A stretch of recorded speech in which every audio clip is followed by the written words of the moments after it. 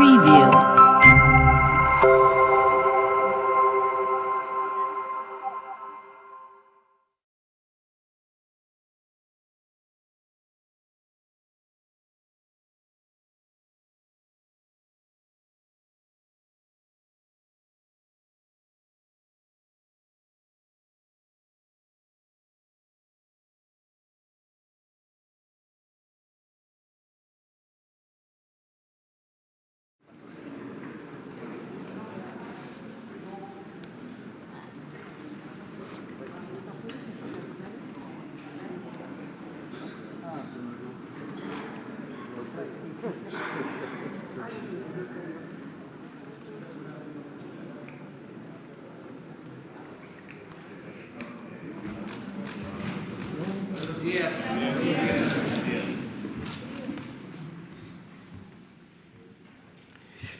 Pues vamos a responder, como quedamos ayer, todas las preguntas hasta donde alcance el tiempo.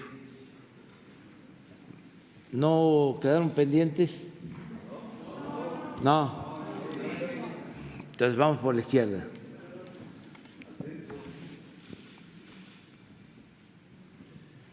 ¿Los dos? Muy buenos días, presidente. Gerardo Suárez, reportero en el Heraldo de México. Quiero preguntarle, las ciudadanas y los usuarios del Seguro Popular están todavía muy confundidos acerca de la creación del INSABI y nadie se les ha acercado a decirles que ya está en funcionamiento este instituto, ni qué va a pasar con el tratamiento de sus padecimientos.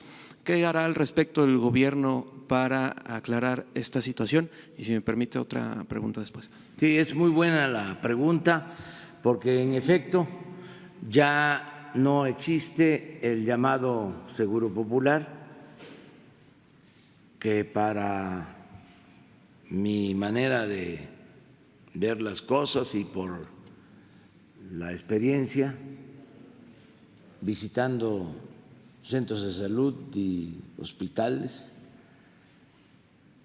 el Seguro Popular ni era seguro ni era popular. No se garantizaba el derecho a la salud.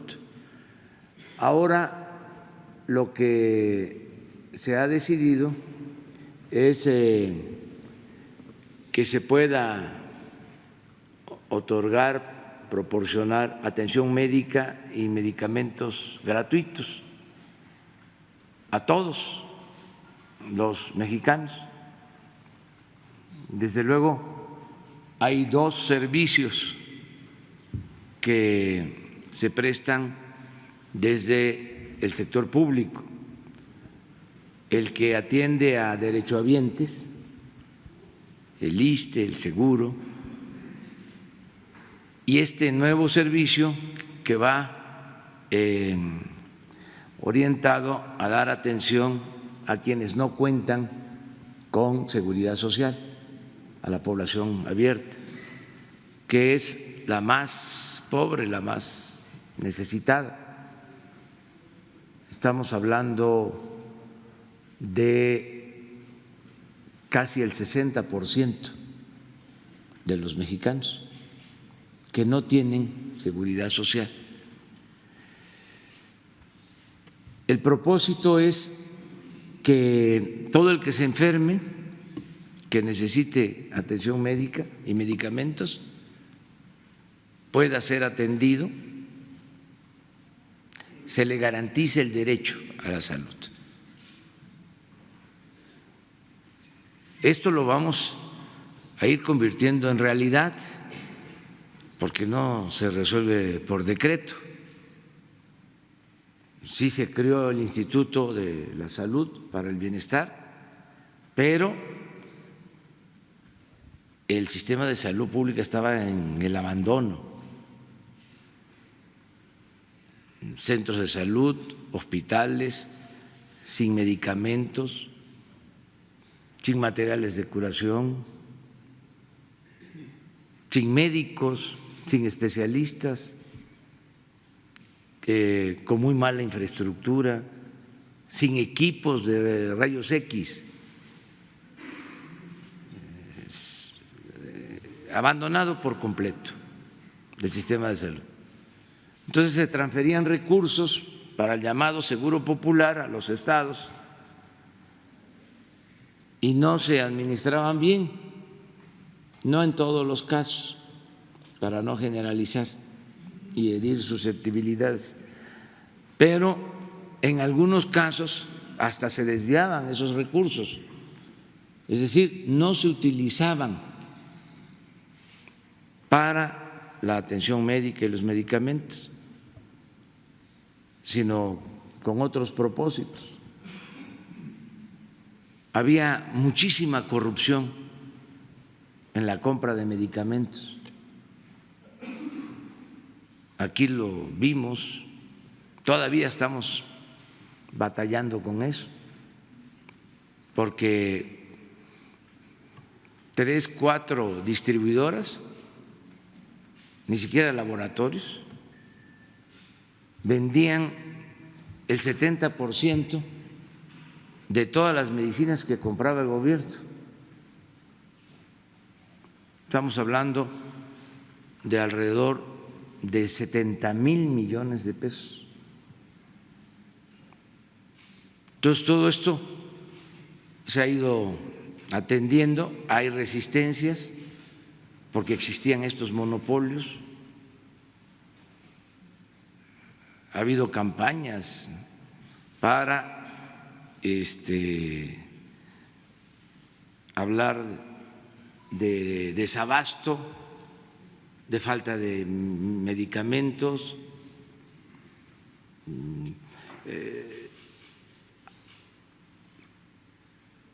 han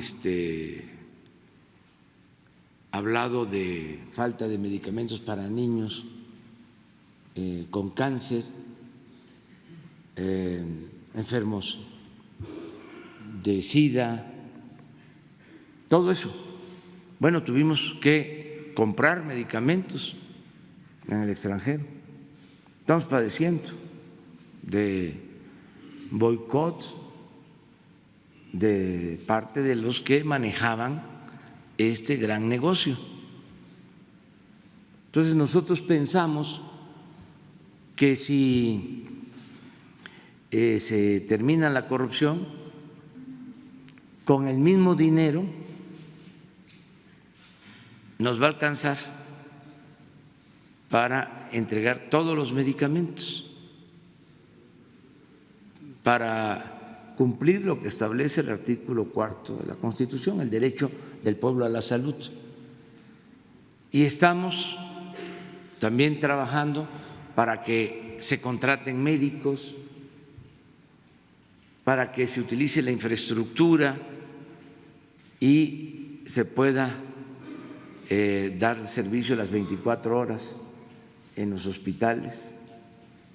Esto lo está haciendo, por ejemplo, el Seguro Social. Queremos también mejorar todo el sistema en el ISSSTE y la atención a la población sin médicos, sin seguridad social. El propósito es que no se cobre, que sea gratuito el sistema de salud. Y tenemos presupuesto, porque este año se amplía el presupuesto de salud en 40,000 millones de pesos. Claro, todos tenemos que ayudar, porque pueden haber buenas intenciones, puede haber presupuesto, pero tenemos que participar. Los médicos están siendo convocados para que nos ayuden, incluso jubilados que quieran seguir trabajando, cuando menos en este sexenio, para mejorar el sistema de salud pública. Tenemos vacantes, médicos y enfermeras. Vamos a terminar hospitales, que quedaron inconclusos, ya estamos trabajando en eso, y lo de los medicamentos. Entonces, decirle a la gente que ya no tienen por qué inscribirse. Fíjense cómo se fueron distorsionando las cosas, que había en el llamado Seguro Popular como 6,000, 8,000 personas que se dedicaban a censar, a empadronar, a afiliar. O sea, la distorsión llevó a que hay mucho más personal administrativo que personal médico. O sea, 8 administrativos y 2 médicos, incluyendo enfermeras. Entonces, estamos mejorando todo el sistema de salud. Entonces, aquí vamos a ir viendo cómo se va avanzando. Nos tienen que ayudar a denunciar actos de corrupción. Ahora que celebramos a las enfermeras, que son importantísimas, hay más de 300,000 enfermeras en el sector público del país, hacen una labor de primer orden. Les pedía yo que nos ayuden, como les pido a los trabajadores petroleros, a los trabajadores electricistas, a los maestros, para que entre todos mejoremos los servicios que se ofrecen a la población y que nos ayuden denunciando corrupción, porque no solo era corrupción en la compra de los medicamentos, sino que aparentaban de que entregaban los medicamentos a los almacenes y no entraban los medicamentos, o luego de los almacenes a los hospitales desaparecían los medicamentos y se vendían medicamentos del ISSSTE y del Seguro en farmacias particulares. Entonces, una descomposición completa, una gran corrupción, y políticos vendiendo medicina. Está como con lo de la privatización del petróleo. De repente, periodistas, los que producen leche, los que hacen pan, trabajando en exploración, en la perforación de pozos petroleros. ¿Qué es eso? Porque les dieron los contratos a todos para repartirse del pastel.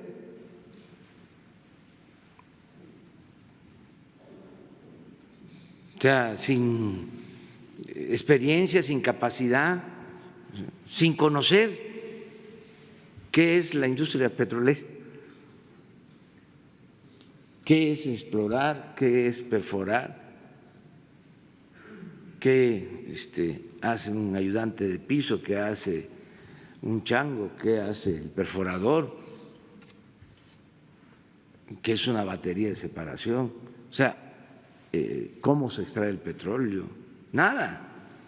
Además, porque tenían agarraderas, influencias, y como ellos apoyaron en la privatización, pues le tocó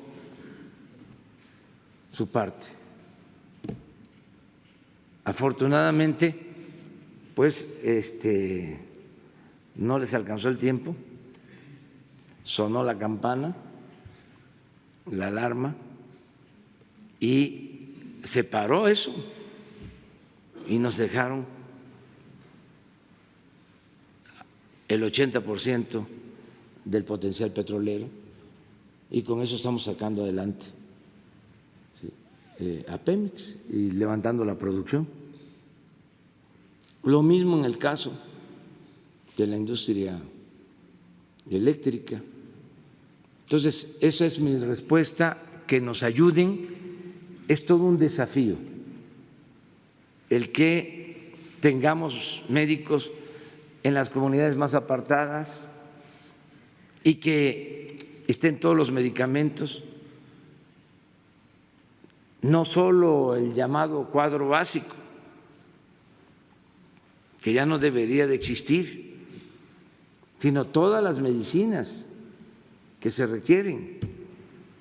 Por ejemplo, en una unidad médica, en un centro de salud, el llamado cuadro básico contemplaba 120 claves, se le llama a los medicamentos, 120, nada más. En un hospital,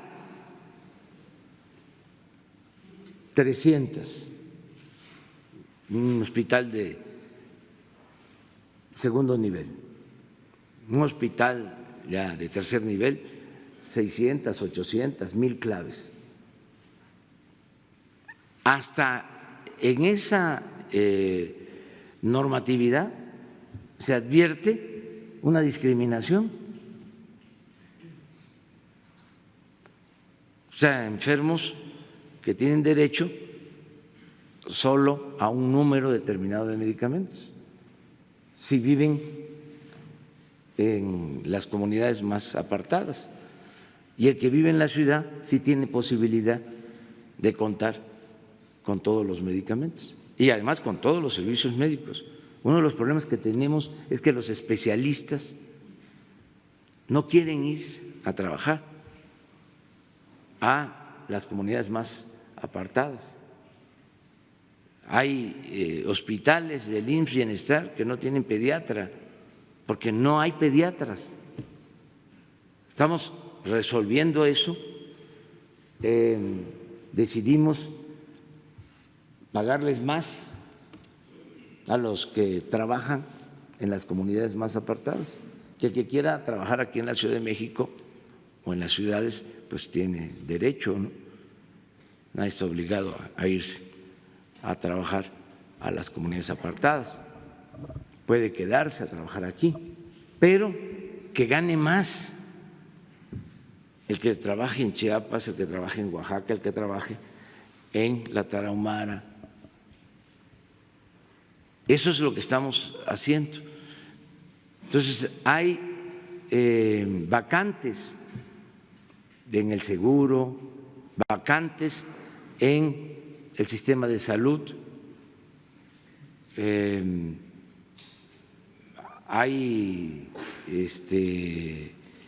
incluso competencia para poder conseguir a los especialistas. Hay gobiernos estatales que les ofrecen trabajo, o sea, en condiciones, vamos a decir, adecuadas, pero cuesta, porque también esto es parte de la decadencia del modelo neoliberal. Dejaron de formar médicos, especialistas. Tenemos menos médicos en México de los que necesitamos por la política que llevaron a cabo de rechazar a los jóvenes que querían ingresar a las universidades y en particular a las escuelas de medicina, con la mentira de que no pasaban el examen de admisión. Pues ahora estamos padeciendo de que no tenemos los médicos que requiere el país. Son de estos saldos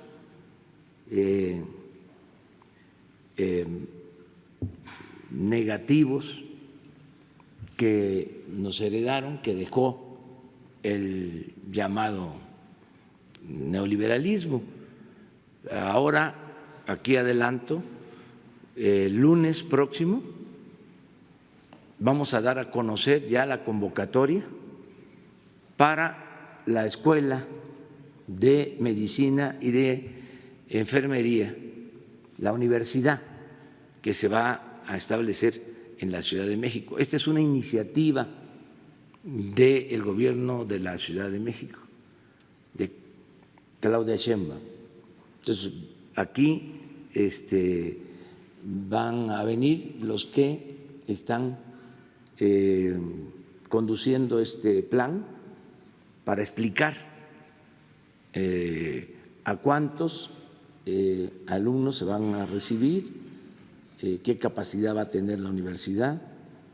Hace unos días estuve en Puebla y escuché que el gobernador de Puebla va a hacer lo mismo, una escuela de medicina y de enfermería, porque necesitamos médicos y necesitamos enfermeros.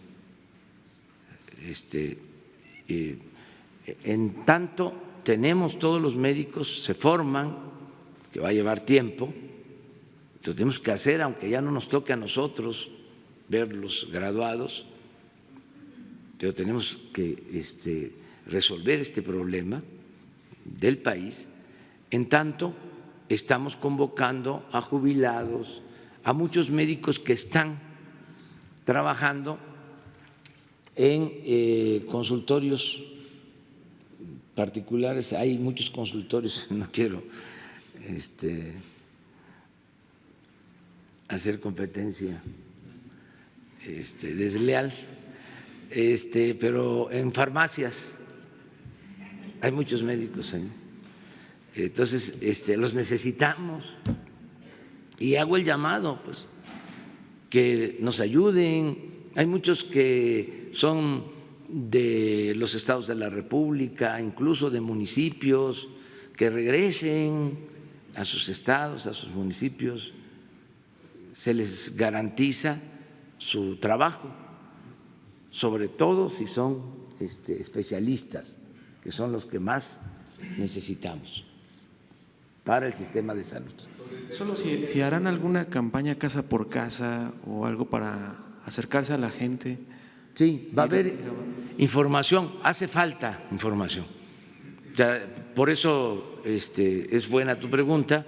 Vamos a seguir hablando. O sea, que la gente no debe de preocuparse si estaba inscrita en el Seguro Popular, pues va a seguir recibiendo y mejor su servicio médico. Para eso es este plan. Buenos días a todos. Presidente, Alberto Morales, del periódico El Universal. Presidente, quiero preguntarle cuál es la estrategia o qué están haciendo para profesionalizar y detectar malos elementos en las policías locales. Tengo entendido que en el gobierno federal ya había un programa piloto para poner el acento en este tema. Se lo pregunto porque ayer el secretario de Seguridad Pública capitalina reconocía que por lo menos 12 elementos se estaban dedicando a la extorsión aquí en la Ciudad de México. ¿Cuál es el análisis o cuál es la información que le dan en el Gabinete de Seguridad sobre el tema de policías que pues no están actuando conforme a la ley? Sí, hay un trabajo de coordinación con los gobiernos estatales. La Asociación de Gobernadores ha aceptado tratar este asunto. Ellos están haciendo un esfuerzo por depurar a las policías, por mejorar la situación de los policías y nosotros estamos en la mejor disposición de ayudar, sobre todo en lo que tiene que ver con la capacitación. Siempre se hace los métodos de capacitación que se están aplicando ahora para los nuevos ingresos en la Guardia Nacional. Todo el proceso de formación está al servicio de los gobiernos estatales. Nosotros estamos constantemente capacitando y formando. ¿Cero tolerancia a la corrupción en los cuerpos policíacos? Sí, pero yo creo que eso es indispensable. Si hay corrupción, no se resuelve nada y menos se resuelven los problemas que tienen que ver con la inseguridad y con la violencia. Presidente, mi segunda pregunta sería sobre, hoy en el Universal se publica una entrevista con el secretario general de la OCDE, José Ángel Gurría, quien está diciendo que el reto principal económico para su gobierno es que haya certidumbre jurídica para los inversionistas. Y también pues él menciona que pues estaría dispuesto a pues compartir las políticas de la OCDE con su gobierno para pues tener más desarrollo económico. ¿Usted qué opina? Bueno, que son buenas sus reflexiones. Sí hace falta que haya seguridad jurídica, un auténtico Estado de Derecho, que se le dé garantías a los inversionistas extranjeros.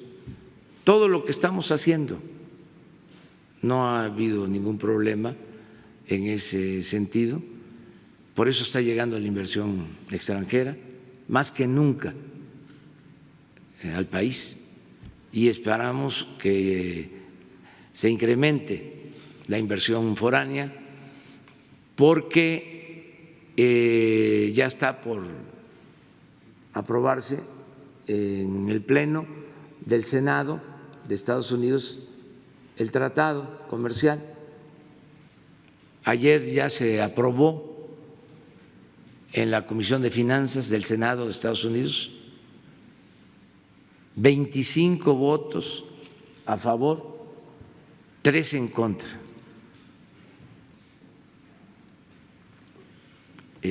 Aplanadora cuando pase a votación. Yo espero que mañana o pasado en el Pleno la mayoría de los senadores de Estados Unidos va a votar por el tratado. Entonces, esto nos ayuda mucho porque es seguridad, es confianza. Ustedes creo que han estado advirtiendo cómo se ha venido apreciando nuestra moneda, el peso, la confianza que hay. Está abajo de 19, ya lleva algún tiempo, es de las monedas que más se ha apreciado en el mundo con relación al dólar. Ahora que se solicitó deuda, no es que vaya a crecer la deuda, sino se tienen que pagar vencimientos, el mantenimiento al servicio de la deuda. Entonces se convocó a bancos en una colocación que hizo la Secretaría de Hacienda y se lograron tasas de interés muy bajas como nunca, porque tienen los inversionistas mucha confianza en México. No es para presumir, pues, pero pobremente. Porque no sé si esto lo sacaron en los medios. Sí salió.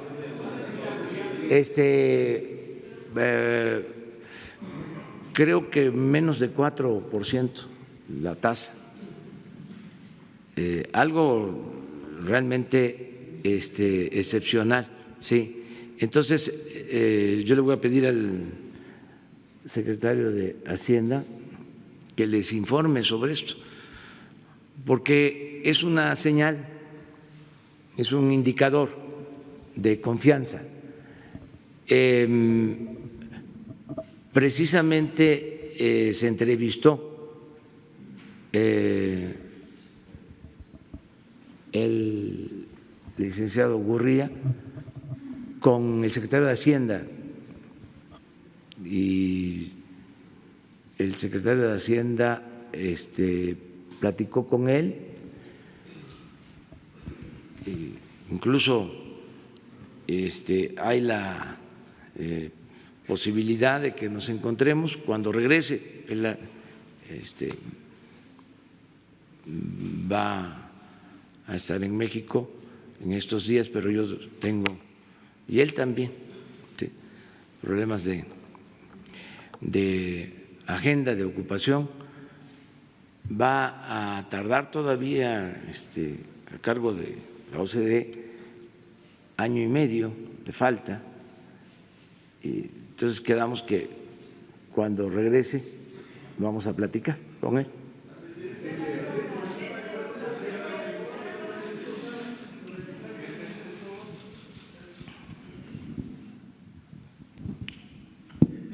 Gracias. Buenos días, compañeros y compañeras de los medios. Buenos días, señor presidente.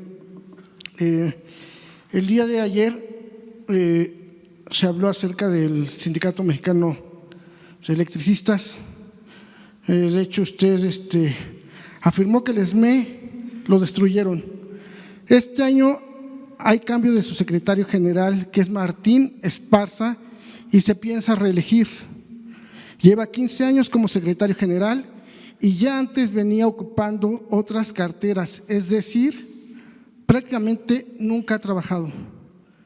Encima de eso, modificó los estatutos sindicales para que la duración en el cargo fuera por 5 años en lugar de 2, como estaba establecido desde los años 30 del siglo pasado. Simultáneamente a su cargo como secretario general, es miembro del Consejo de la Administración de la empresa transnacional Fénix, lo que lo convierte en el representante de los trabajadores y de la empresa al mismo tiempo. Es juez y parte, conflicto de intereses. Aún así quiere la elección ocupando ambos puestos. En junio del año pasado hubo elecciones para cambiar a la mitad del comité y hay una demanda por fraude electoral que no avanza. El elefante reumático no camina. Sin embargo, en cuestión de días le dieron la toma de nota tanto del proceso electoral como de la reforma de estatutos sindicales. Aquí no hubo elefante reumático, al contrario, un veloz correcaminos. Ahora en 2020, que habrá elecciones para elegir al secretario general, puede suceder lo mismo, que le den su reconocimiento y las demandas estén nuevamente congeladas. ¿Por qué no se agiliza el proceso de la demanda? ¿Por qué se permite que un miembro representante de la empresa Fénix sea también el representante de los trabajadores de esa misma empresa? Si es cierto que este gobierno no protege a dirigentes, ¿por qué en cuestión de días le dan la toma de nota a la reforma de estatutos sociales y al comité y en 6 meses no avanza la demanda de estos trabajadores? Esa sería mi primera pregunta, presidente. Sí, pues vamos a pedirle a Luisa María, alcalde, y a la licenciada Olga Sánchez Cordero que nos ayuden en este proceso de democratización, ¿sí?, en el SME. Hay, como se sabe, grupos, hay diferencias, pero yo creo que se puede conciliar con todos las tendencias, los grupos que hay, y que se le dé la oportunidad a los trabajadores para que ellos decidan de manera democrática, forma libre. Entonces le voy a pedir a Jesús para que platique contigo y que se haga la convocatoria a un diálogo a los representantes de todos los grupos, a ver qué se puede lograr. Yo pienso que se pueden llegar a acuerdos si hay esta voluntad de que sean los trabajadores los que de manera libre decidan sobre sus representantes. ¿Sí? Ok, muchas gracias. Y una segunda pregunta, presidente, con respecto pues a los misiles que mandó el día de ayer Irán hacia bases militares en Estados Unidos. ¿Usted tiene alguna postura, algún mensaje que dar como líder también aquí en América? Es importante escuchar algún mensaje de parte de usted, ya que se sabe bien que es un gobierno de paz, humanista, y que sería importante escuchar algunas palabras de usted. Y ya más en el aspecto, en la materia del país, en materia migratoria, ¿qué medidas están tomando para tener un mayor control de las fronteras mexicanas y específicamente en la parte norte colindante con Estados Unidos con respecto a este tema? Y si ha considerado reforzar la seguridad aquí en la Ciudad de México a la Embajada de Estados Unidos para evitar cualquier tipo de amenaza. Bueno, nosotros queremos que se solucionen los conflictos mediante el diálogo y de manera pacífica. Ayer que me reuní con los embajadores, los cónsules de México en el mundo, hablaba yo de lo importante que es el texto del artículo 89 de la Constitución. Es un párrafo extraordinario, es un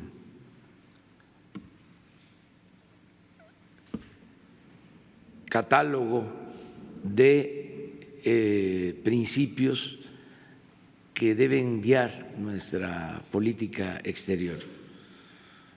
Muy bien pensado, es producto de nuestra historia, viene de la frase memorable del presidente Juárez: entre las naciones como entre los individuos el respeto al derecho ajeno es la paz, y de todo lo que ha representado nuestra política exterior, que es ejemplar en todo sentido. Por eso todos deberíamos de aprendernos de memoria, conocer al dedillo lo que dice el artículo 89 en lo relacionado con política exterior. ¿Por qué no lo ponemos? Porque hay algo que aplica, todo tiene una razón de ser, pero uno de los principios que establece este artículo de política exterior es el de la solución pacífica de las controversias. Ahora lo vamos a ver. Tenemos nosotros que procurar que haya diálogo, que se busque un entendimiento, que no se recurra al uso de la fuerza, no a la guerra.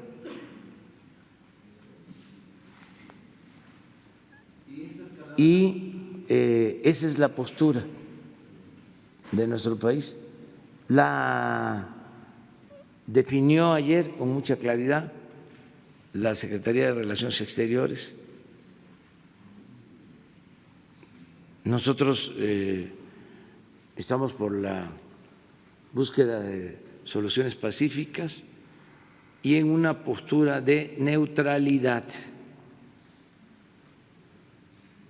de no intervención, de respeto a la decisión que toman las naciones y al mismo tiempo exhortando a que no haya guerra, que no haya confrontación armada, que haya diálogo, no a la guerra, sí a la paz. Esto está en desarrollo, presidente. Ya desde ayer hubo fluctuaciones en precios de petróleo, en el valor de las monedas. El peso mexicano ayer tuvo una pequeña fluctuación, también subió, bajó. ¿Cómo afectaría este desarrollo de este conflicto, si es que continúa, a la economía mexicana? Yo espero que se logre un acuerdo, un diálogo entre las partes en conflicto y no haya estas tensiones en el mundo, que podamos vivir en paz. La postura de México es esa, no intervenir. Nosotros queremos una relación de respeto y de buena política exterior con todos los pueblos. Se incrementaría el precio del petróleo. Sí, pero no se trata de eso, o sea, no vamos nosotros a especular sobre eso. Yo soy optimista, yo creo que se va a lograr un acuerdo. Es una fracción. Sí.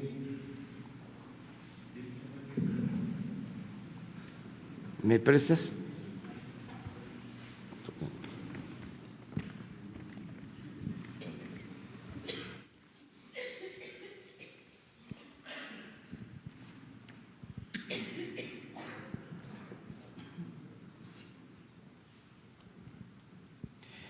En la conducción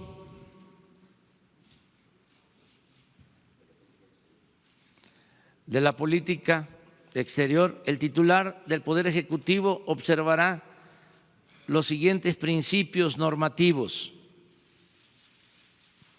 Fíjense qué importante. Es la geometría del lenguaje, el poner las palabras donde deben de ir. La autodeterminación de los pueblos, la no intervención, la solución pacífica de controversias, la proscripción de la amenaza o el uso de la fuerza en las relaciones internacionales.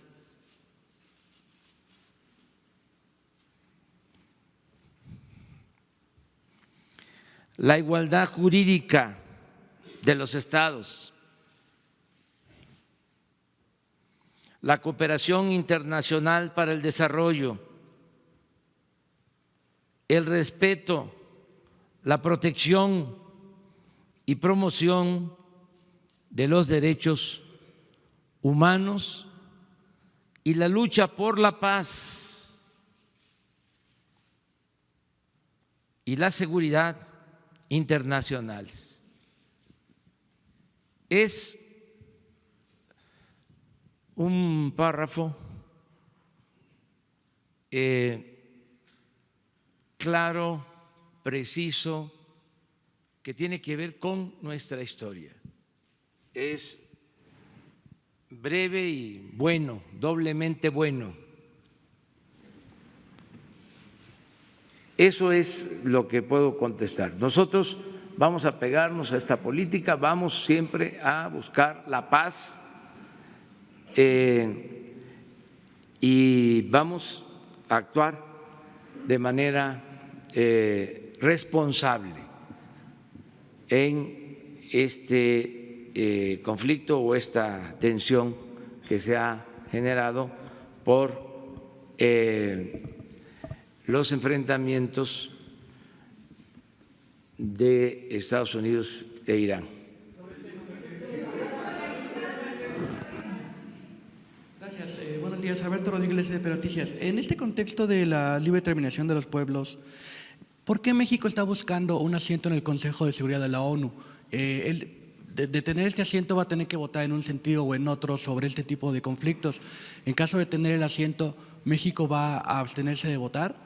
En caso de participar, porque además cuenta con el apoyo de más de 30 países de América Latina y del Caribe, para que México forme parte del Cuerpo de Seguridad de la ONU. Vamos a guiarnos por estos principios. Así se va a actuar. El doctor Juan Ramón de la Fuente, que es nuestro representante en la ONU, sería quien nos va a representar en este organismo, en el caso de que México sea considerado para ocupar esta posición, esta silla, este espacio. Una segunda pregunta que ya no es sobre este tema. Usted se comprometió a que el aeropuerto de Santa Lucía esté listo el 21 de marzo de 2022. Para esta fecha no va a haber un sistema de transporte público masivo que conecte Santa Lucía con el resto de la ciudad. Sí, el proyecto del tren suburbano, la ampliación desde Lechería hasta Santa Lucía estará lista en 2023 o 2024, de acuerdo con las proyecciones. ¿Qué otra opción habría? No, van a haber opciones. ¿Sabe cuál es y tiene las fechas de inauguración? Igual. No, pues no se puede inaugurar el aeropuerto si está aislado. O sea, va a haber un sistema de comunicación. ¿Por qué no pedimos que nos informen los ingenieros cómo están resolviendo lo del acceso al aeropuerto? Van a haber varias opciones, sí, pero incluso en el tiempo también. O sea, queda como un pendiente para informarles.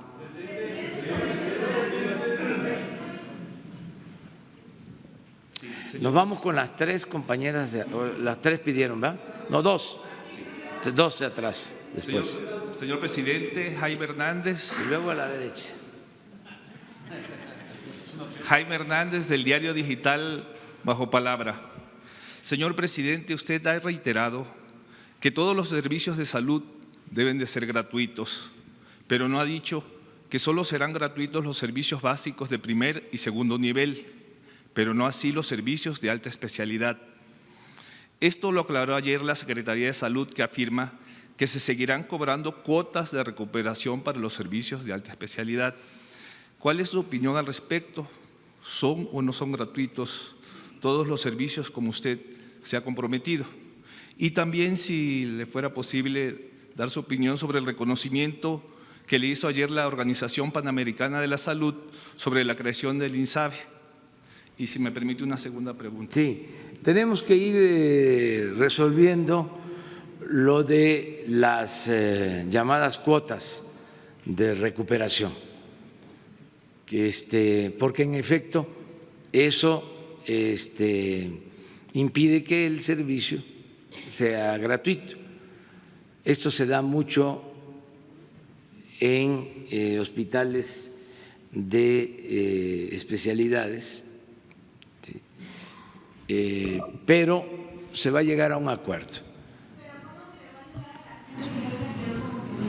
Porque hay mucha gente que se está quejando realmente. Toda la gente.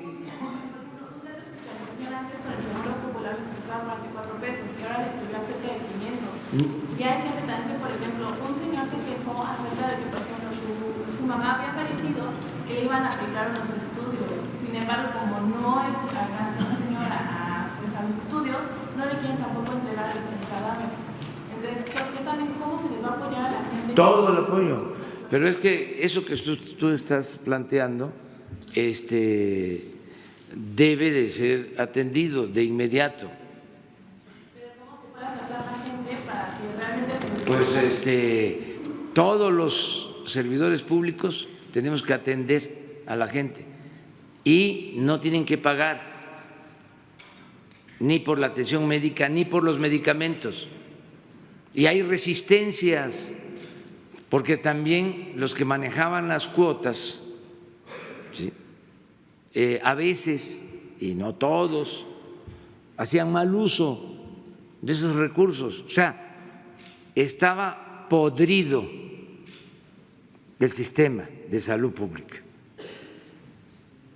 Entonces, como se están llevando a cabo estos cambios, hay resistencias.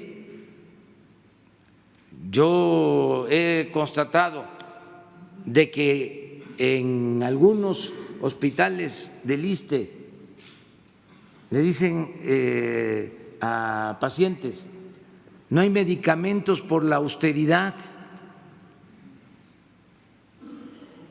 Hay una política porque tenían establecido un negocio, había lucro. Entonces estamos limpiando de corrupción. Entonces por eso pido el apoyo de la gente. Si esos casos se dan, de inmediato se atienden. Imagínense que se muera una persona y que no se permita que salga el cuerpo, ¿sí?, si no paga. O sea, el que hizo eso, ¿sí?, actuó de manera ilegal, no solo en forma inhumana,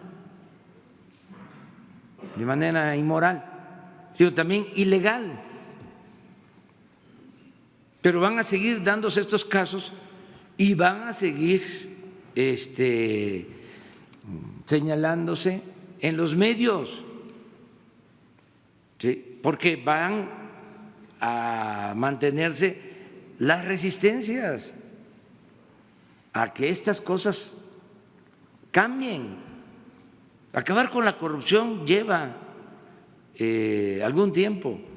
Lo importante es no rendirnos.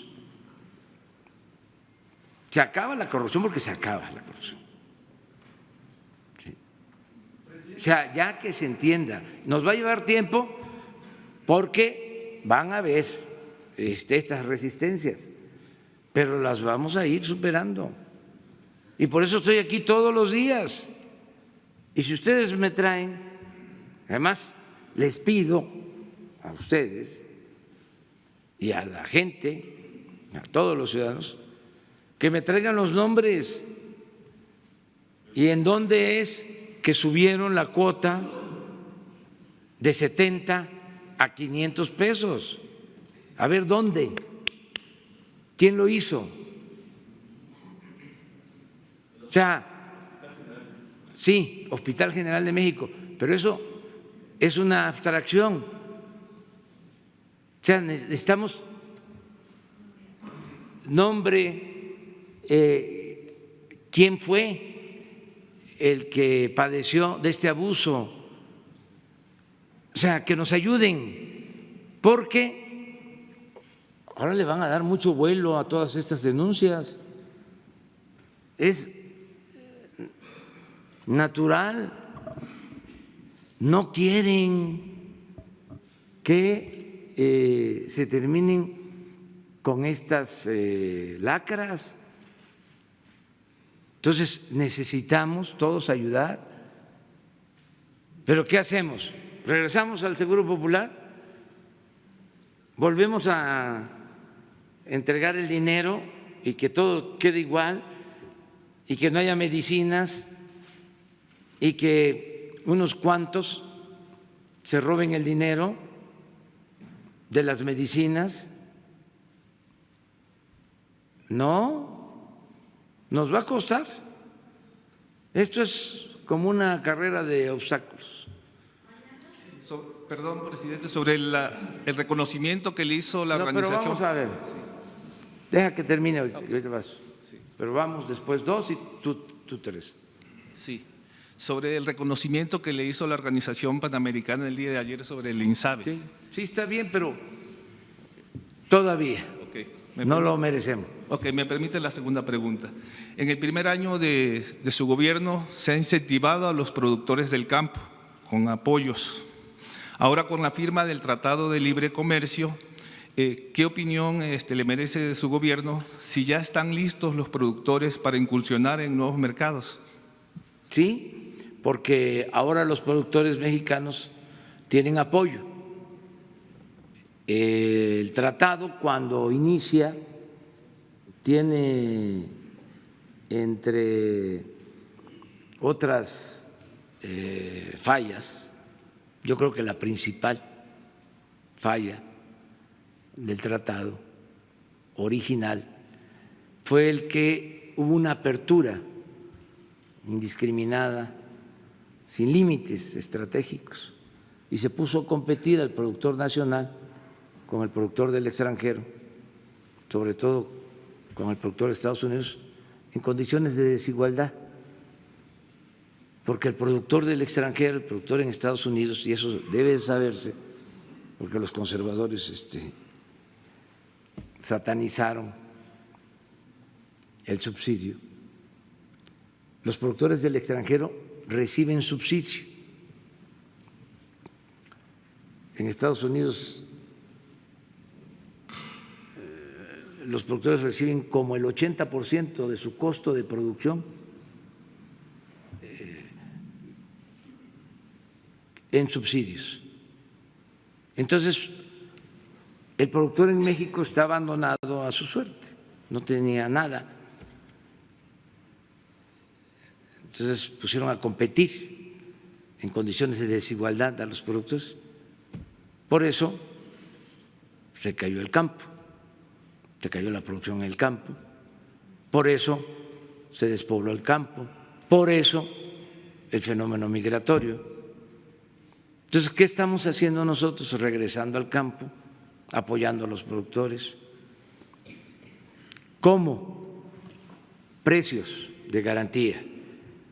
Ya empezamos con eso, porque también hemos elegido cómo ayudar más, cómo ser más eficaces en el apoyo al campo, porque pueden haber 30, 40, 50, 100 acciones de apoyo al campo, pero se dispersan estas acciones, se pulverizan los recursos, no se tienen resultados favorables. Entonces decidimos, a ver, ¿cómo ayudamos? Entonces hemos escogido primero el de precios de garantía, el que haya precios, porque también tiene que haber crédito, tiene que haber fertilizante, tiene que haber agua, tiene que haber mecanización, tiene que haber semillas, en fin, todo lo que se requiere, comercialización. Pero el que mucho abarca, poco aprieta. Entonces, decidimos apoyar con precio de garantía en maíz, en frijol, en arroz, en trigo, en leche, en básicos. Así comenzamos. Entonces, ya no se va a comprar o no va a vender el productor a 3,000 pesos la tonelada de maíz, como les pagaban, sino casi 6,000 pesos, 5,600 pesos la tonelada de maíz. Esto es importante. Y lo mismo en el caso del frijol, en el caso del arroz, y en el caso de la leche y el trigo harinero. Bueno, eso es algo importante. Lo otro que vamos a hacer, que lo informo, es que vamos a entregar los fertilizantes a los productores pequeños. ya tomamos la decisión de desarrollar y de operar las plantas de fertilizantes que se compraron en el sexenio pasado. Ya saben ustedes la historia, ¿no? Ya para qué la recordamos aquí. Hubieron actos de corrupción, se tiene una deuda todavía por esas plantas de cerca de $1,000 millones. Pero ¿qué hacemos? Dejamos que se arruinen, no las ponemos a producir, las vendemos y de todas maneras tenemos que pagar la deuda. Entonces ya tomamos la decisión de que las vamos a poner a producir para tener fertilizante. No vamos a lograr tener todo el fertilizante que consumimos en el país. No está de más recordar que hubo un tiempo antes del neoliberalismo que producíamos en México todo el fertilizante que se consumía, pero con la privatización se acabó. Y ahora estamos importando prácticamente todo el fertilizante que consumimos. Por eso fue muy extraño de que después de esa política privatizadora, en el sexenio anterior hayan decidido comprar las plantas que se habían privatizado. O sea, de privatizadores regresaron a estatistas por los negocios. Todo esto que ya sabemos que pasó. Bueno, ya tomamos la decisión de echarlas a andar, todas estas plantas, y vamos a tener fertilizante muy barato, muy barato para los productores pequeños de básicos, que sí les vamos a garantizar. En el caso de Guerrero ya se entregó el año pasado el fertilizante gratuito, este año lo mismo. Se va a ampliar a Puebla, se amplía a Tlaxcala y así vamos a ir avanzando, procurando también que sea un fertilizante que no afecte el suelo. En eso estamos, pero es otra forma de apoyar por lo que tiene que ver con el campo. Son dos acciones importantes: precios y fertilizante. Abono, dice la gente. Muy bien, vamos allá. ¿Sí? Buenos días, presidente. Lorena Ríos, de Bloomberg News. Un par de preguntas en materia energética. ¿Nos pudiera confirmar la información que reporta hoy Reforma sobre la reactivación de rondas petroleras este año? ¿Sí va a suceder? No hay.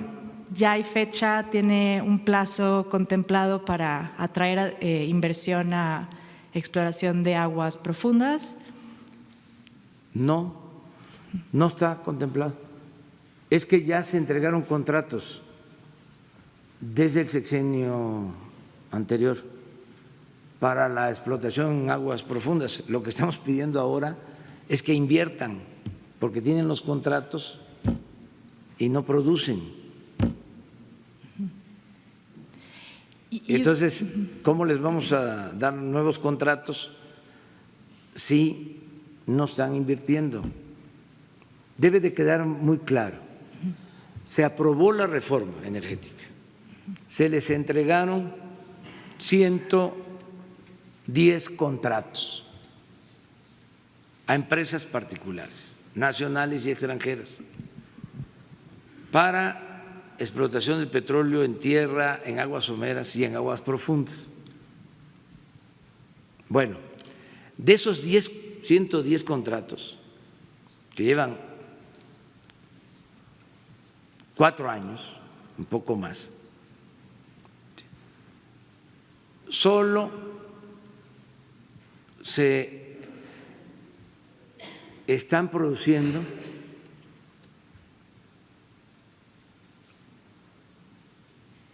alrededor de 10,000 barriles,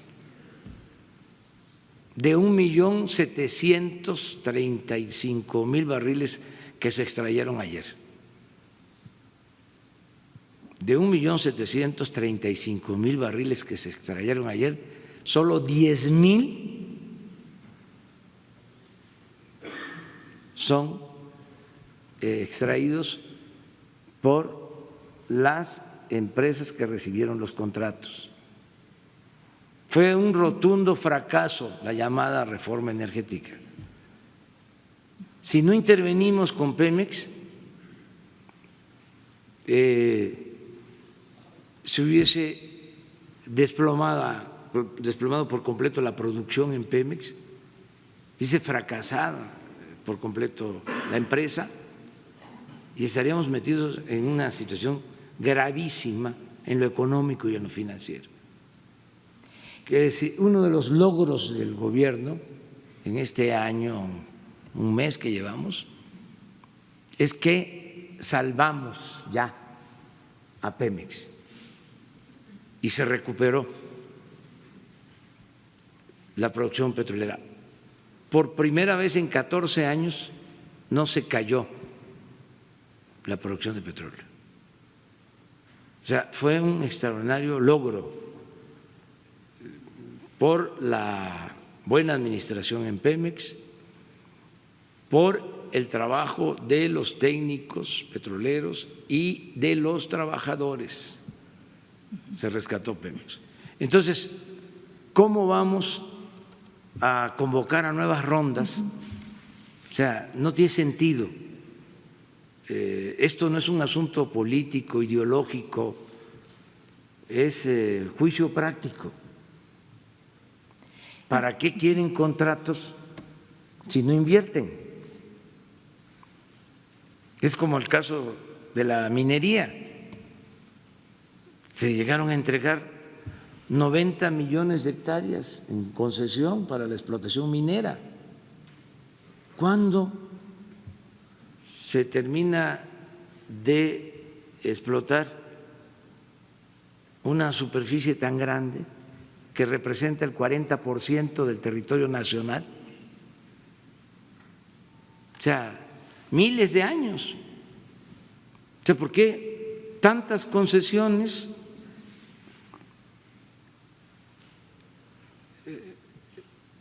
Era un poco lo que pasaba en el siglo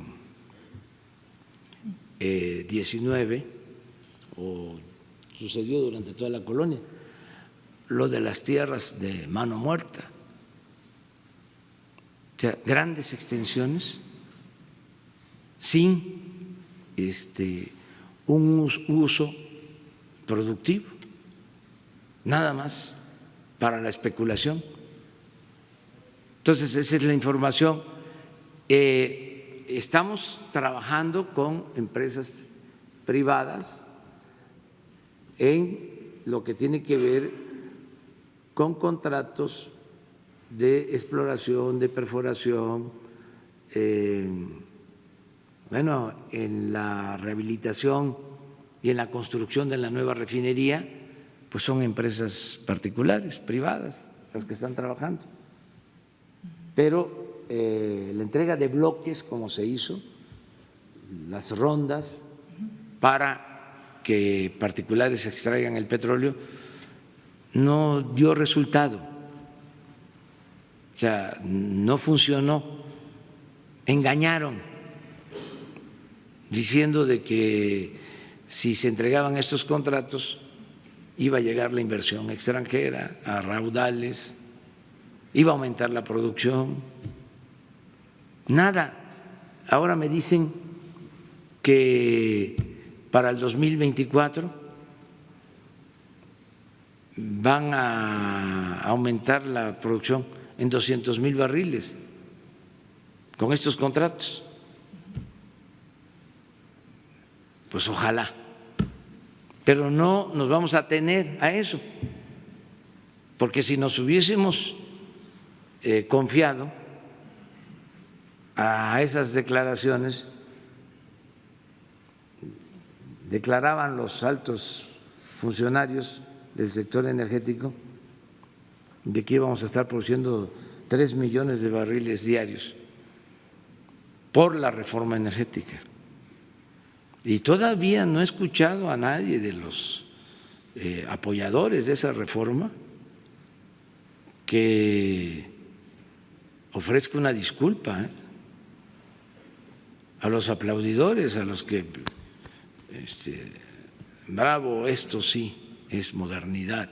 Ahora sí, México se pone a la altura del mundo. No hay autocrítica, es como si nada hubiese pasado. Es cosa de revisarle sus columnas, digo con todo respeto, ¿qué escribían? O sea, ¿qué decían de la reforma energética? Era la panacea. ¿Y qué está pasando actualmente? ¿A qué le echan la culpa? Si, por ejemplo, nosotros no hemos cancelado un contrato, hay hasta elementos para hacerlo, porque si no invierten, están incumpliendo con las condiciones de los contratos. Pero no nos metimos en eso, no nos vamos a meter. Y, presidente, también pedirle si podría confirmar que la CFE tiene intenciones de cortar descuentos que le ofrece a empresas de energía, empresas privadas de energía renovable, como lo expresó en un documento que le mandó a la CRE, e incluso eliminar contratos que ya tienen con empresas privadas de energía renovable. No se van a eliminar contratos, se van a revisar algunos contratos porque hay subsidios que se les entregan a las empresas particulares. Se engañó durante mucho tiempo a la gente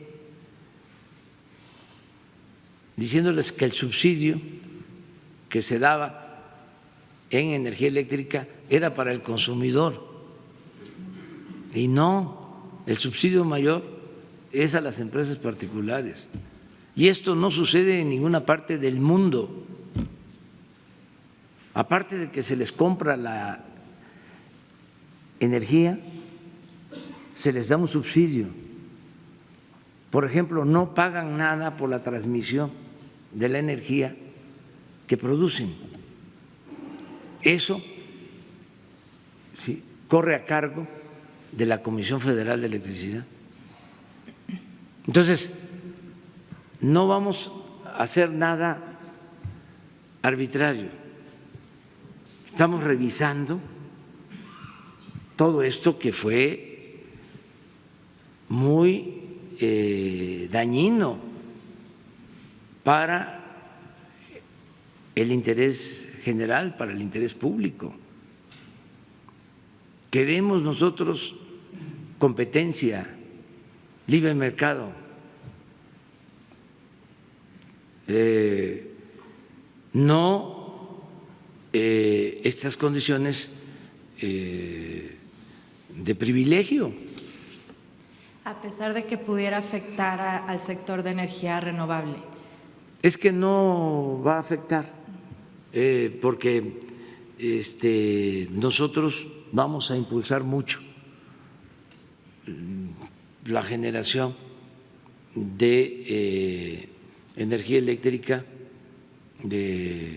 con recursos renovables. Por ejemplo, ¿sí? Vamos a rehabilitar todas las hidroeléctricas. Y esa es la energía renovable más limpia y más barata.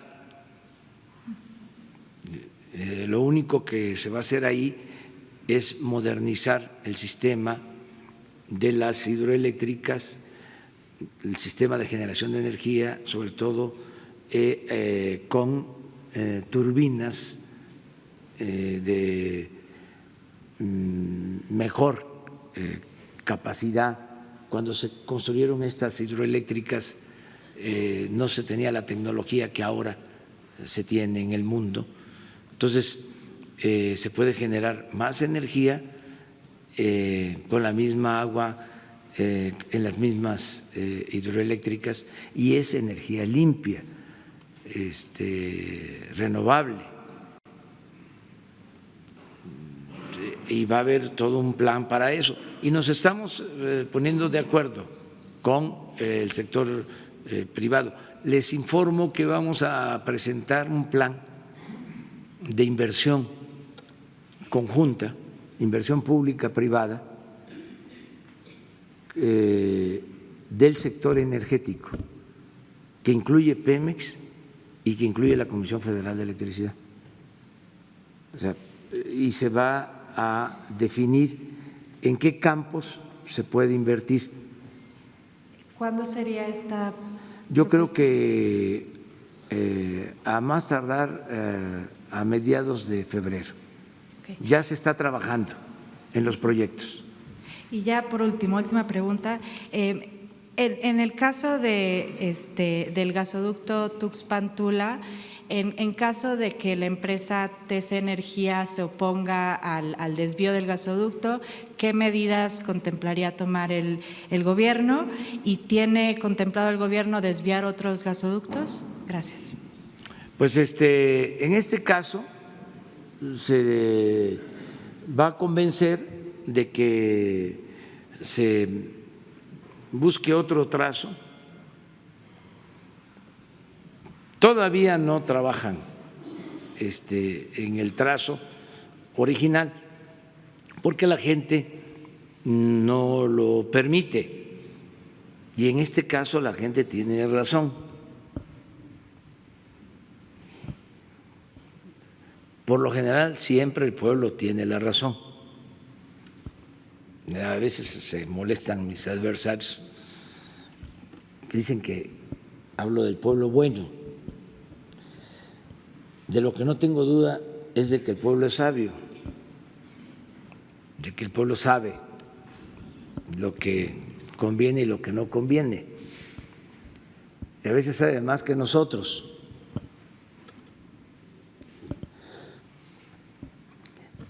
¿Por qué se oponen? Ahora estuve en Pahuatlán, porque estos señores que dieron las concesiones en el gobierno anterior y la empresa también, no les importó pasar el trazo por lugares sagrados para la gente, por un cerro que es sagrado. Entonces es una falta de respeto, una insensibilidad.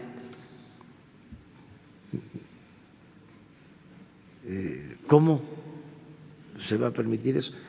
Pero también el contrato, que estaba hecho a modo, porque yo no sé si había frontera entre empresas y autoridades, yo creo que no, pasaba lo que sucedía con la delincuencia.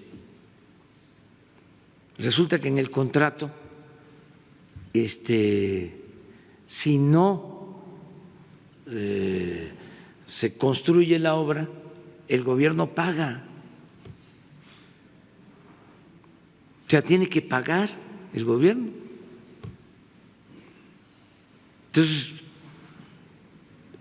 la empresa se desatiende porque de acuerdo al contrato hay que pagarle. Eso es lo que estamos revisando. Entonces, buscar la forma de hacer un trazo distinto, no afectar estos sitios sagrados,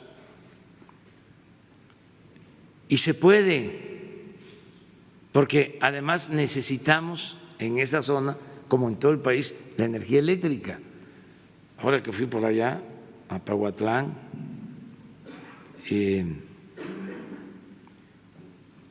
a la Sierra de Puebla, de Hidalgo, nos piden subestaciones porque tienen muchas fallas en el sistema de energía eléctrica.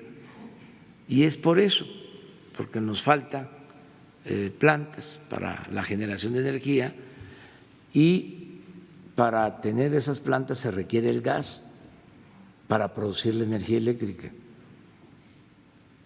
Estamos convenciendo para que sin afectar estos sitios sagrados se logre un trazo distinto, aceptado por todos, y se puede con el diálogo. ¿Cuántos gasoductos más deben de ser desviados bajo este mismo? No, el caso que tenemos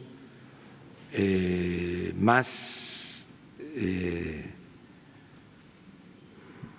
emproblemado es ese gasoducto. En los otros no hay problema. Ya el gasoducto, por ejemplo, del Golfo, pues ya está por funcionar. Ahí ya estaba hecho el gasoducto. Ahí es también una paradoja. Fue el gasoducto que se construyó cuando se decía que se iba a administrar la abundancia y que íbamos a vender gas a Estados Unidos. Y se hizo Cactus, y se hizo ese gasoducto Cactus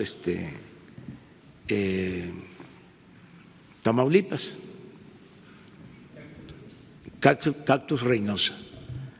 Ahora ese gasoducto que estaba para llevar el gas va a ser utilizado para traer el gas. Entonces, es otra estrellita más, ¿no?, para los que manejaron el sector energético.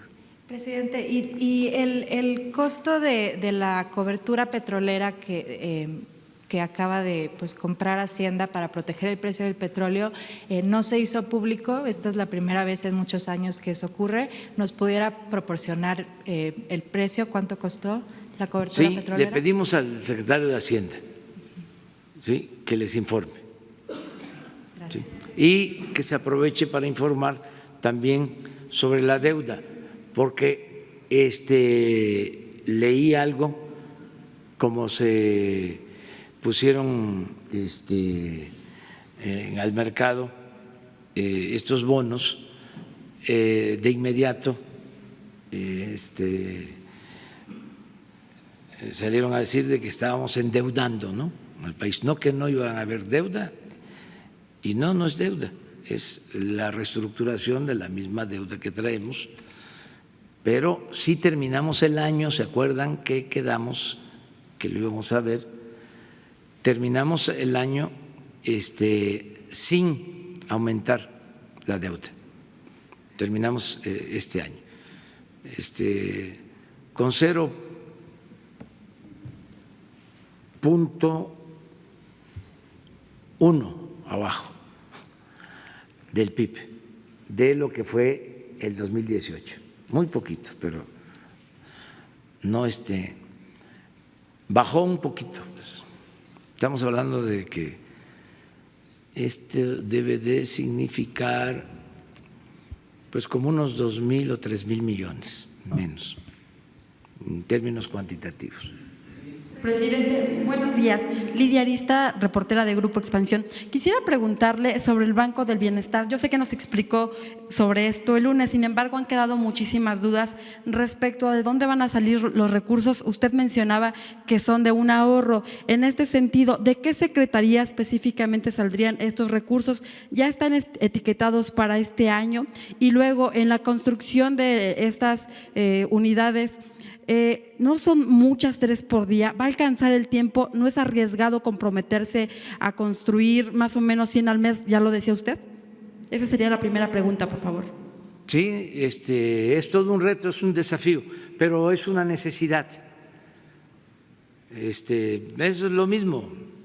Si no hubiese intervenido el sector público, el Estado, los tecnócratas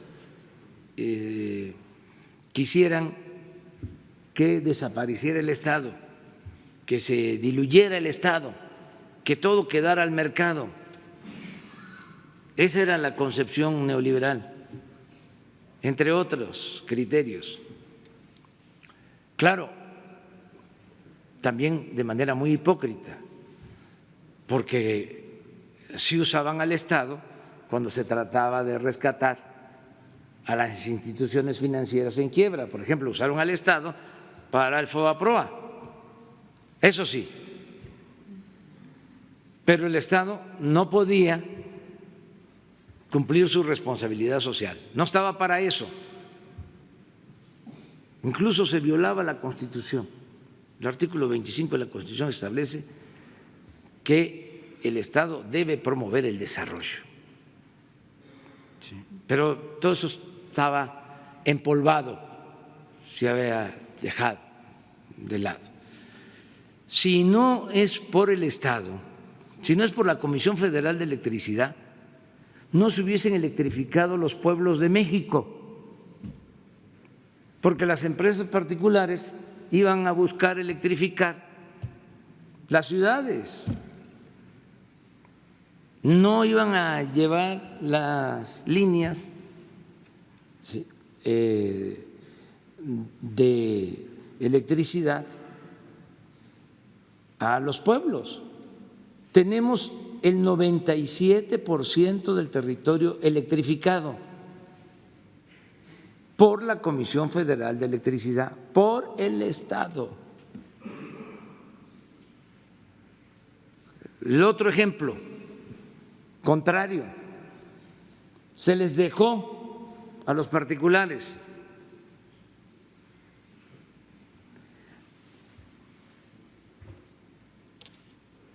La comunicación por Internet y telefónica. Desapareció el Estado. ¿Cómo estamos en comunicación? 75% del territorio no tiene Internet. Los particulares, las empresas de comunicación, aún con la reforma estructural a la comunicación, a las telecomunicaciones, ¿se acuerdan? ¿Sí? ¿Creen ustedes que si no interviene el Estado va a haber Internet para todos? No, porque ¿dónde están? Donde compiten, porque ahora ya ni siquiera hay competencia, a pesar de la ley y los institutos y ¿cómo le llaman al monopolio? Sí, tiene un eufemismo, preponderancia. Eso es para el nuevo diccionario que estoy haciendo. Perdón, pero ¿de la dónde preponderancia. los Bueno, recursos, o sea, ya sí, están etiquetados. sí, no, pero es que es muy interesante esto. Entonces, ¿qué se creó? ¿Sí? Ya una empresa de Internet para todos. Nos va a significar una inversión de 10,000 millones de pesos. Es una empresa filial a la Comisión Federal de Electricidad que va a utilizar toda la infraestructura que tiene la Comisión Federal de Electricidad, todos los cables, la fibra óptica, y vamos a garantizar que haya Internet en todo el territorio y telefonía celular en todo el territorio. O sea, ¿por qué? Porque el Internet es fundamental.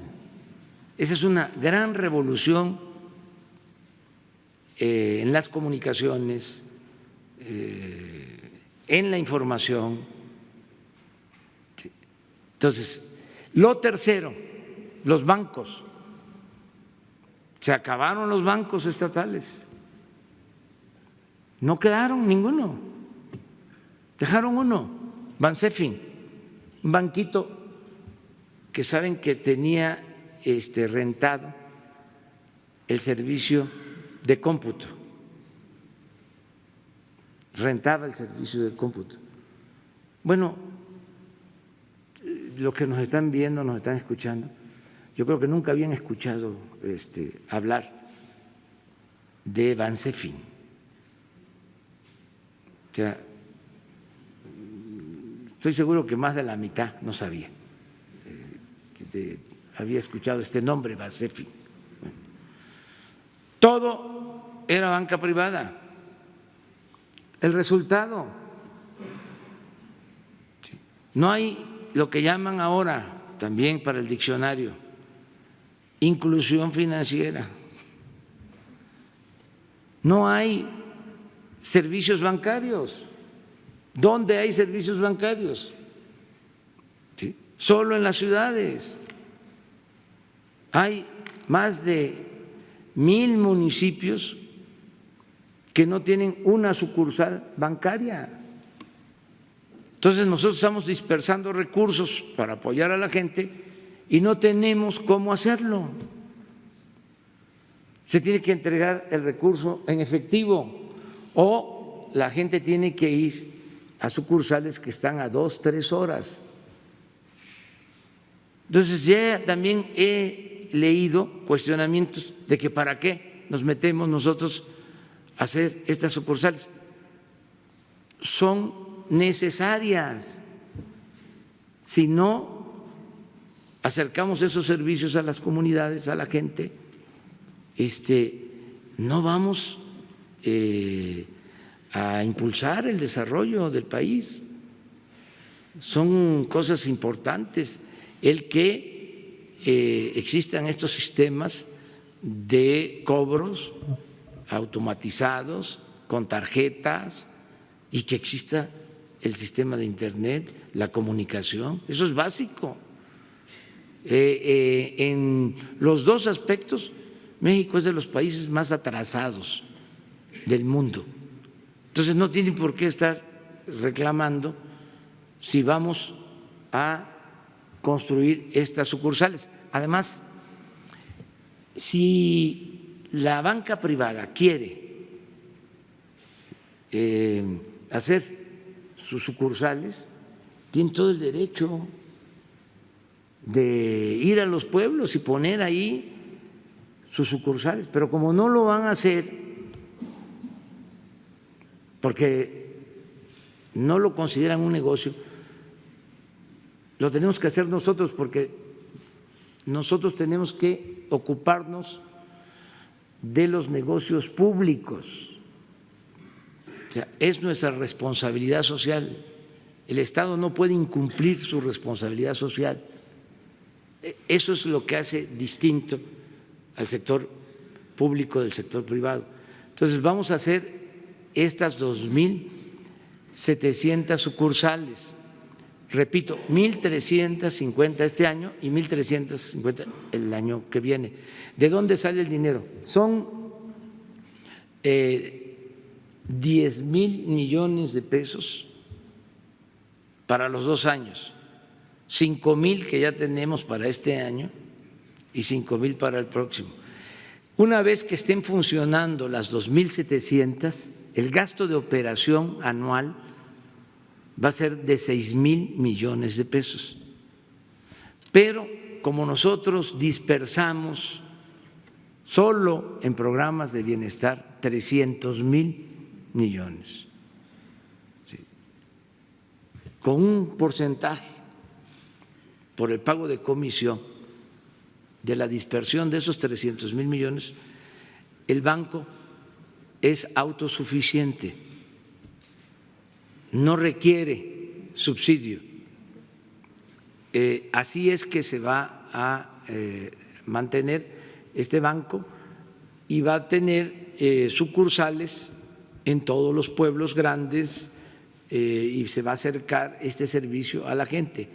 ¿De dónde salió el dinero? Son ahorros, es la Secretaría de Hacienda. ¿La Secretaría de Hacienda? Sí. Ya están etiquetados para este año. Ya está, se los transfirió al Banco del Bienestar y el Banco del Bienestar, esos 5,000 millones, mediante un convenio, se los va a entregar a la Secretaría de la Defensa, porque ingenieros militares van a construir, ya están construyendo.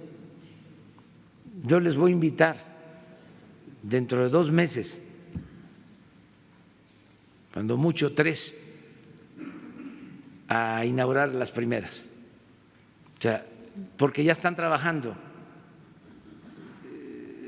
se están consiguiendo ya los terrenos y ya se está trabajando porque tenemos que hacerlo pronto, o sea, a razón de 100 sucursales diarias. Mensuales. Perdón, mensuales, sí. Okay. El desarrollo, que las tienditas funcionan así, para no tener que construir. No consideramos que eso sea, ya se analizó. Esa era otra alternativa. Sí, y vimos que no, que hacen falta estas instituciones. Okay. Ahora. ¿Mande? ¿Hay diferencia entre el Banco de México para aplicar la normatividad respecto a las sucursales? Ah, sí, tenemos, no. Vamos a hablar con los del Banco de México, respetando la autonomía del Banco de México. Los tenemos que sensibilizar, porque, con todo respeto, para ellos esto es un anacronismo, o sea, puede ser hasta un sacrilegio, pues, porque sus concepciones son otras. Pero nosotros llegamos aquí después de que le planteamos a la gente que iba a cambiar la política económica neoliberal. Entonces son cambios que se están llevando a cabo. Entonces no tiene por qué haber obstáculos como el Banco de México nos va a impedir que tengamos una sucursal para dispersar recursos en favor de la gente. ¿En qué se perjudica? ¿O a quién se le perjudica? Si va a ser un asunto de preponderancia. Oiga, presidente, una segunda pregunta, por favor. Ayer se informaba sobre… Es muy interesante todo esto porque son los cambios que se están dando. Hay algunos que lo más que alcanzan a decir es, ¿ya vieron? ¿Sí? No, que no iba a haber populismo. Ahí está el populismo. Ese es el populismo. Ahora sí, perdón, presidente. Una segunda pregunta. Ayer se informaba que la Unidad de Inteligencia Financiera presentó una denuncia ante la Fiscalía General de la República contra Edgar Elías Azar por lavado de dinero. ¿Qué información tiene al respecto, por favor? No tengo información. No me informó nada. No tengo ningún reporte de Santiago Nieto sobre este asunto. Okay. Y por último, por favor, solo una precisión. ¿El INSABI cobrará cuotas de recuperación como se hacía con el Seguro Popular o aquí está prohibido? ¿No va a haber ningún cobro? No, es atención médica y medicamentos gratuitos. ¿Al 100%? Sí. Y si ¿En todo el país? ¿En todas las todo unidades? el país. De los hospitales. Sí. Ahí hay que, claro, no, tiene que hacerse una labor, ¿sí? Y ustedes me van a ayudar, y me va a ayudar la gente, ¿sí? Todos. Miren, los populistas de Dinamarca y de Noruega garantizan el derecho a la salud, y la salud en Dinamarca es gratuita, está en lo que ellos conocen como estado de bienestar. Hay protección al ciudadano desde que nace hasta que muere. Eso es el estado de bienestar. Entonces nosotros lo que queremos es crear un sistema de salud pública de primera y gratuito, porque la salud como la educación, por eso no nos entendemos, o sea, la salud y la educación no son privilegios, son derechos. Si yo estoy enfermo, ¿cómo no me van a curar? Nada más porque no tengo para pagar, no me van a atender y me voy a morir. Es muy injusto eso. Es un derecho humano fundamental. Imagínense, ya una vez lo planteé, a mí me dio un infarto, tuve la suerte de que estaba a 10 minutos de un hospital y me salvaron por eso.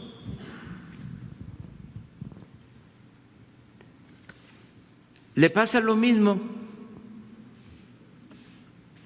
a una persona que llega infartada a un centro de salud, a un hospital. No hay la medicina para prepararlo y que alcance a llegar en una ambulancia, porque a veces no hay ambulancia, o está en el taller, que alcance a llegar a una ciudad donde lo puedan intervenir y salvarle la vida. Entonces, ¿qué queremos? Pues que ahí esté el medicamento, esté el equipo, esté el especialista. Es el derecho a la salud. Y poner todo el énfasis en la prevención y en el primer nivel de atención médica. Sí, queremos tener hospitales de primer mundo, pero también que la gente pueda ser atendida en los primeros niveles de atención médica. Entonces, ese es el objetivo, y todos tenemos que ayudar y nos tenemos que ir sensibilizando, todos, y los médicos y las enfermeras y desde luego los servidores públicos. Están nombrados en el Instituto de Salud para el Bienestar 4 profesionales. Uno para infraestructura, mejorar las instalaciones hospitalarias y los equipos. 2, uno encargado de medicamentos, exclusivamente para eso, que no falten los medicamentos y que se distribuyan los medicamentos y que lleguen los medicamentos como llega la Coca-Cola a todos lados. ¿Cómo llega la Coca-Cola y no van a llegar los medicamentos? 3, médicos, enfermeras, especialistas. Hay otro responsable de garantizar que no falten los médicos y las enfermeras. Un día voy a poner aquí sus nombres, sus teléfonos y todo eso. Falta medicina, aquí este es. Falta médico, este es. Y un cuarto servidor público, el encargado de la administración, porque vamos a regularizar la situación de los trabajadores de la salud. Hay más de 80,000 trabajadores contratados de manera eventual, que llevan años así. Entonces, en el sexenio los vamos a basificar poco a poco. Por eso, este incremento al presupuesto de 40,000 millones de pesos. Pero sí, el propósito es mejorar la salud. Es todo un desafío. Siempre he dicho que dejaron más rezagos en el sector salud que en el sector público, que el sector educativo. Todo el debate del sexenio pasado se cargó a lo de la reforma educativa o a la llamada reforma educativa. Y no se habló del sector salud y lo dejaron maltrecho. Y el sistema educativo no me está generando dolores de cabeza. Lo que más me está preocupando, si les hablo de mis ocupaciones, no solo de mis preocupaciones, la primera, seguridad, la segunda, salud. Lo demás va caminando. Bueno, nos vemos mañana. Mañana los que están a la derecha, pero a la izquierda, este lado. Ya, ustedes no se muevan de ahí a mañana. Muy bien. Sí. Estamos hasta las 6 allá afuera. Sí.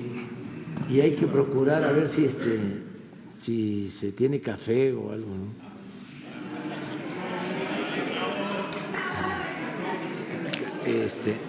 Café con pan. Sí hay.